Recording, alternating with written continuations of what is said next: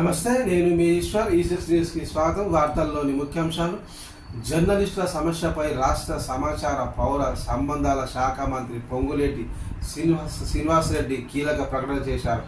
ఇవాళ ఖమ్మంలో ఏర్పాటు చేసిన TUWA మరియు IJU రాష్ట్ర ద్వితీయ మహాసభలకు ముఖ్య అతిథిగా హాజరయ్యారు. ఈ సందర్భంగా మాట్లాడిన ఆయన రాష్ట్రంలో పనిచేస్తున్న వర్కింగ్ జర్నలిస్టులకు ఇళ్ల స్థలాలు ఇచ్చేందుకు త్వరలోనే కొత్త పాలసీని తీసుకువస్తామని ప్రకటించారు.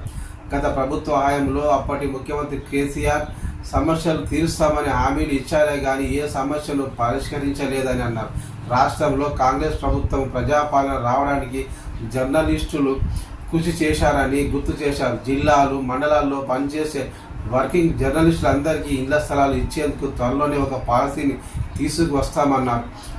అక్రిడేషన్ కార్డులు ఈ నెల ఆఖరుతో ముగుస్తుందని, మరో 3 మాసాల పాటు గడువు పెంచుతామని,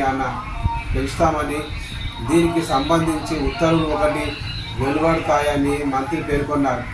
హెల్త్ కార్డులకు సంబంధించి వివిధ రాష్ట్రాల్లో ఉన్న పాలసీలను అధ్యయనం చేసి దానికి అనుగుణంగా జర్నలిస్టులకు వైద్యాన్ని అందిస్తామని అన్నారు.